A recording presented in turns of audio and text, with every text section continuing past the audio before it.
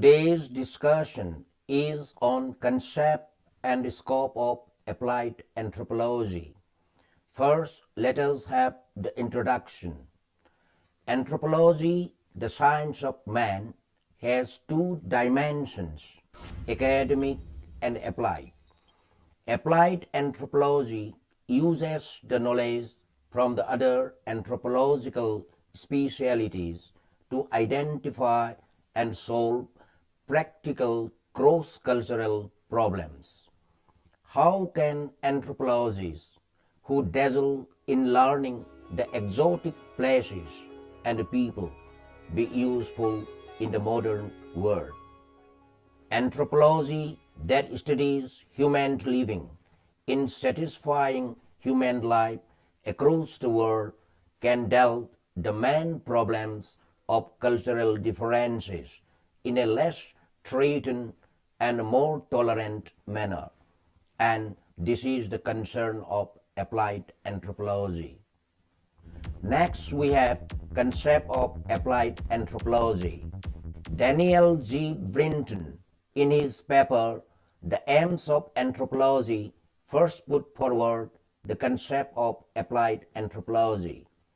According to him, quote, applied anthropology aims accurately to ascertain what are the criteria of civilization, what individual or social elements have in past contributed most to it, how this can be continued and strengthened, and what new forces, if any, may be called in to hasten the progress. Applied anthropology was first used by officials from some of the larger countries of Europe in their colonial administrations. Such officials were generally not anthropologists, but their work required them to gain knowledge for the needs and wishes of the native people. In this way, applied anthropology began its career with a questionable reputation. Here we can see the case of applying anthropology in solving the problem of the Ashanti people in the early 20th century. The Golden Stool of Ashanti. In 1921, the year of the third Ashanti outbreak, may be suggested as the date of birth for applied anthropology.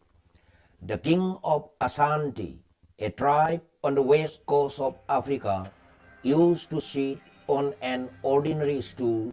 It was partially covered with gold and supposed to have descended from the sky. It was regarded as the seat of the collective soul of the Ashanti people, and consequently it was treasured as a holy and powerful symbol. Whenever the need arose to summon all the vast power symbolized by the golden stool, the king would ostensibly sit on it. In 1896, the British came into conflict with the Ashanti. The British officials tried to get possession of the golden stool, thinking that by doing so they could subjugate the turbulent Ashanti. But contrary to their expectations, these attempts were decisively resisted and the stool was concealed.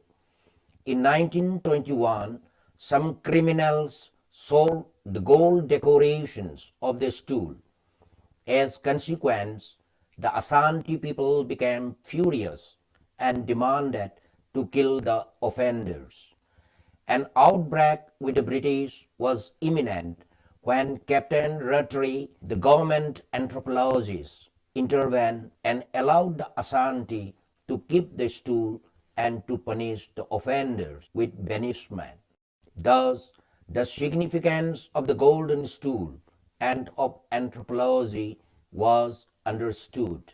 British government also got the taste of anthropological knowledge when Evans Pritchard was sent for solving the problems of the Boers of South Africa in 1936.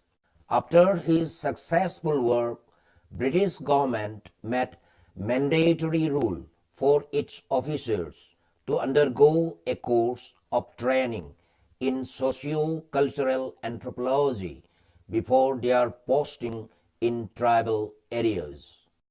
Next, we have scope of applied anthropology. Applied anthropology has a wide range of scope, but basically their goals are to identify needs for change that local people perceive, to work with those people to design culturally appropriated change, and to protect local people from harmful policies, including destructive development schemes.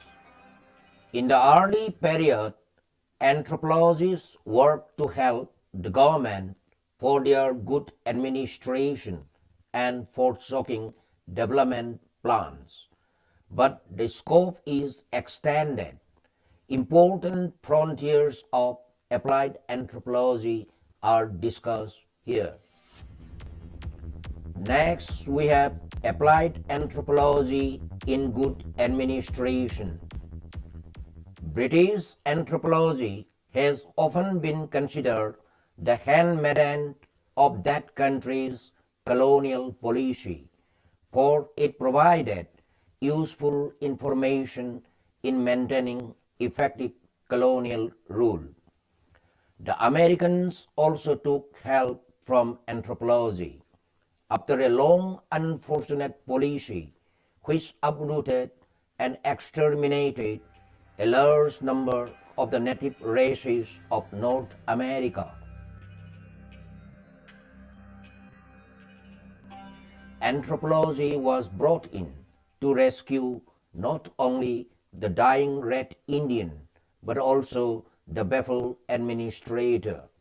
In 1933, Commission Officer John Collier took a big forward step by associating anthropologists to start a better Indianese policy.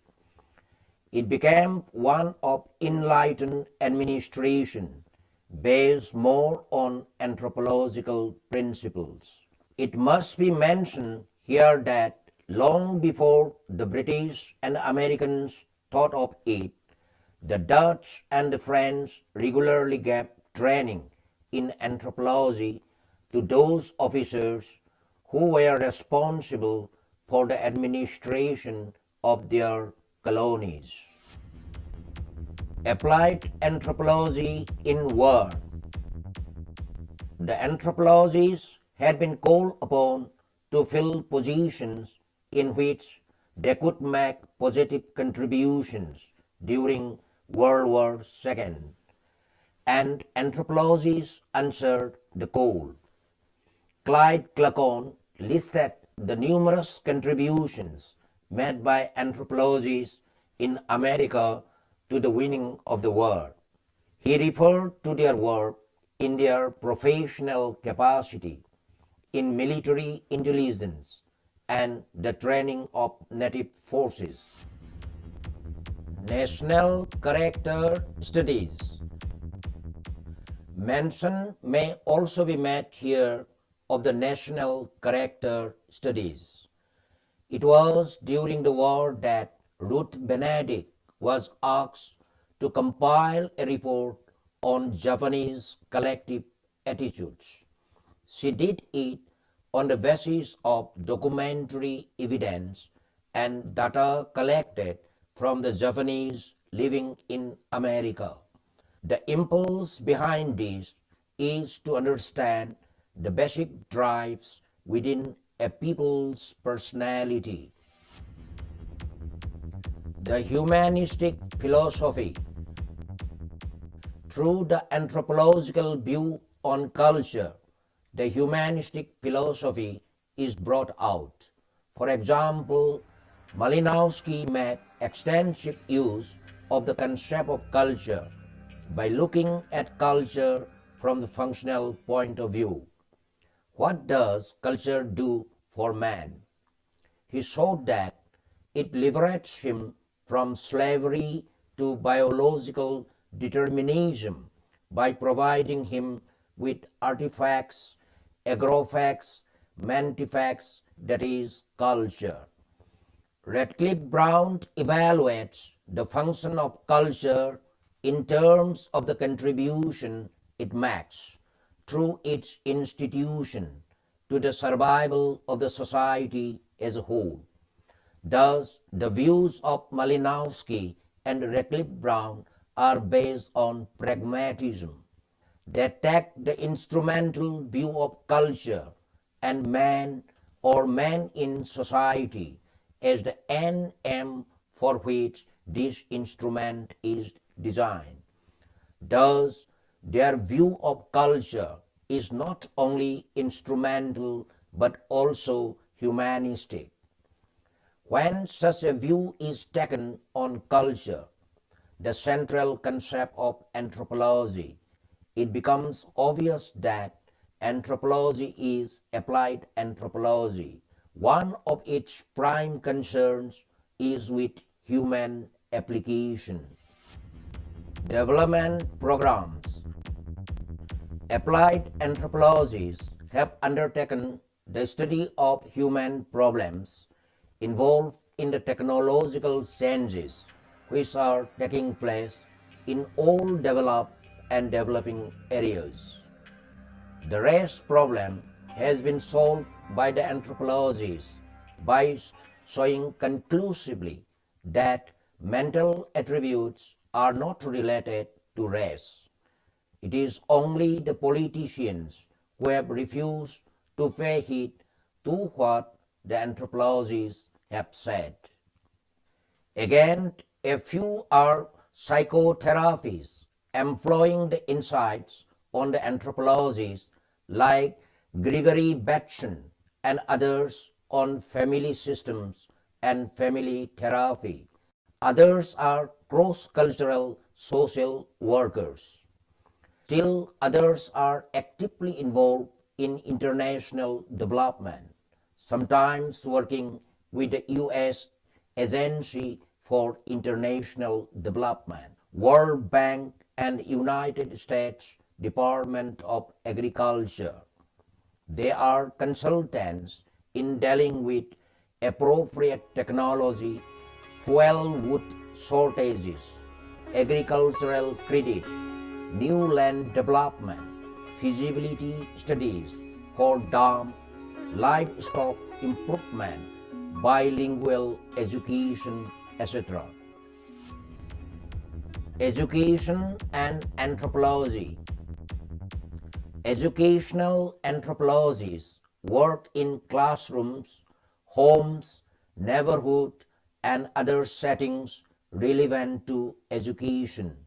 They view children as total cultural creatures whose enculturation and attitudes toward education belong to a context which includes family and peers. This applied research leads to policy recommendations. Urban life and anthropology. Urban anthropologists study city life and urbanization. Applied anthropologists pay attention to social forms and to urban social units as they propose, design, and implement social policy. They also study value attitude systems in order to control demographic trends, food habits, and social change. Medical system. Applied medical anthropologists pay attention to the disease affecting different populations, socially constructed illness, and treatment of illness in effective and culturally accepted ways. Some focus especially on epidemiology, which examines the spread and distribution of diseases and influence of cultural pattern. Holistic medicine in a medical system in which patients are treated effectively as whole beings, using any combination of methods that prove beneficial, is gaining popularity in contemporary North America. Relying not on any single therapeutic approach, but rather using a combination of therapies which include elements of ritual, magic, and modern scientific medications is common even among urban educated elite. Business and anthropology. The key aspects of business anthropology include ethnography and observation as ways of gathering data, cross-cultural expertise, and focus on cultural diversity. Labor-employer relations have been studied to minimize tensions which generally exist between various classes. Manager, executives, and workers in a business setting may be observed as different social categories in a common social system. Human rights and anthropologists. Many anthropologists are promoting advocacy anthropology, the use of anthropological knowledge to further human rights. Not all of the universal human rights exist in any society, even though most people will probably agree these rights to be part of any society. Anthropologists try to bring about mutual understanding for a worldwide pluralistic metaculture, a global system emphasizing fundamental human rights with a sense of political and global responsibility. Applied anthropology in India. In India, applied anthropology has an immense role. The policy of internal reconstruction on social and economic fronts requires the contribution of anthropologists. The importance of the knowledge of anthropology for smooth running of administration was realized in 1807 when the Board of Directors of the East India Company made a formal decision to use it in administration. Francis Bacon was appointed to undertake an ethnographic survey of Bengal. Since then, Risley, Dalton, Grierson, and many others had been deputed to prepare handbooks, gazetters, monographs, etc. on tribes and castes of India. They were also used in the early period of census survey. In the post-independence, anthropologists confirmed by research Prime Minister Jawaharlal Nehru's Panchashil, that is, 5 fundamental principles for the tribal upliftment. Anthropologists like Majumdar, Dubey, Chattopadhyay, Vidyarthi, etc. highlighted the various problems of the Adivasis and Harijans and suggested ways and means to ameliorate their socio-economic conditions. Thus, anthropologists are helpful to frame policies for the welfare of tribes and castes. Apart from tribal and backward sections, applied anthropologists have also set out for pace in other areas. B.C. Agrawal and his band of young and devoted anthropologists have conducted a pioneering work for the Space Application Center, Ahmedabad, to develop social research plan of program production for telecasting. Satellite television experiment was one of the largest and advanced experiments conducted on human communication, and in this experiment anthropologists contributed depth, qualitative and descriptive knowledge for understanding the process of communication. This group is still involved in various programs of satellite communication. Humanity suffers from many crises of survival, and anthropologists cannot remain unnoticed of such crises. The International Union of Anthropological and Ethnological Sciences, in response to this crisis, has established a number of commissions, such as commissions on urban anthropology, on urgent anthropological research, on women, on food and food problems, and commissions on the challenges of development. In India also, such practical concerns of relevant anthropology, urgent anthropology, etc., will have to face major challenges of Indian society. Now let us draw the conclusion. Applied anthropology, that refers to the application of anthropological knowledge to identify, assess and solve social problems, has a wide scope. Its use in reforming the primitive societies is quite clear. On the other hand, its importance in economic and political fields has been proved. Anthropologists have been of constant help in solving tribal problems in India after independence. But anthropological interest is not confined to exotic, primitive, and prehistoric societies only.